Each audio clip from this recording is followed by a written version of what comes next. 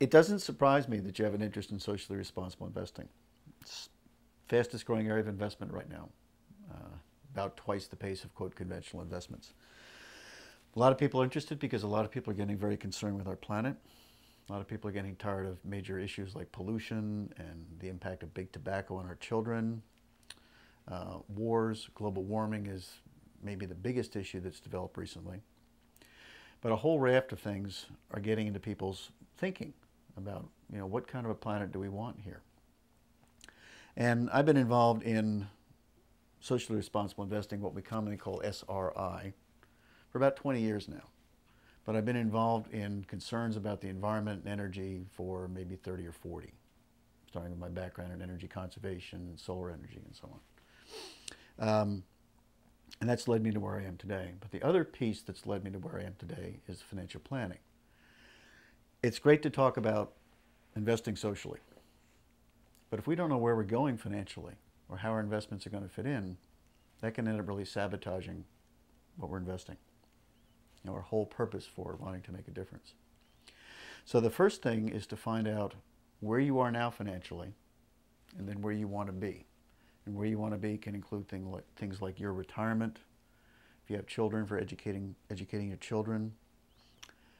A lot of people these days are dealing with aging parents, and how are they going to accomplish taking care of their parents coupled with funding their own retirement, taking care of their children. For a lot of people, they say, gee, I'm not sure if I want to buy a house with a 30-year mortgage versus a 15-year, things like that. Some of the more mundane issues. But they're very important, which is why I always start with a financial plan, comprehensive financial planning. And that will look at your cash flow, we'll look at your risk management, which is your fallback position, what education funding planning we do need to do if you have children. Sometimes it's for yourself if you want to go back to school, for example, get a master's, something like that. Then we get into the investment piece, and that's really not the investments themselves at this stage, it's more how do we want to structure your investment portfolios to accomplish these different objectives. The next area is retirement. When do you want to retire? What's retirement going to look like? Do you want to retire and put your feet up on the porch and sit in a rocking chair?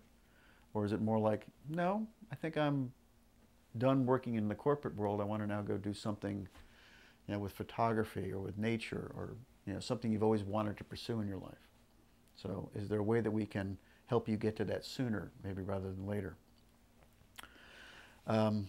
Taxes is a big part of the whole thing, because taxes weave in and out of everything. No matter what we do these days, it seems to have some kind of a tax impact.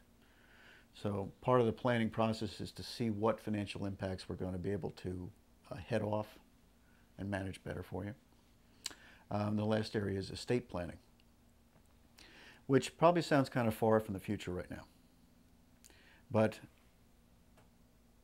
at some point, you're going to achieve all your financial goals, and the next one will be, now that I'm here in my life, what happens when I'm not here in my life? Where do I want all my hard-earned assets and everything else, where do I want that to go? Do I want it to go to charity? Do I want to go to children? Some combination? Things like that. Perhaps you might want to set up an endowment, something in your name, philanthropic efforts.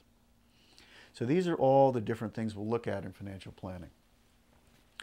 Once that process is finished, then we go back and go to the investment piece, and we look at the different type of accounts we want to set up, how we want to set them up, and we do the final overlay, which is socially responsible investing.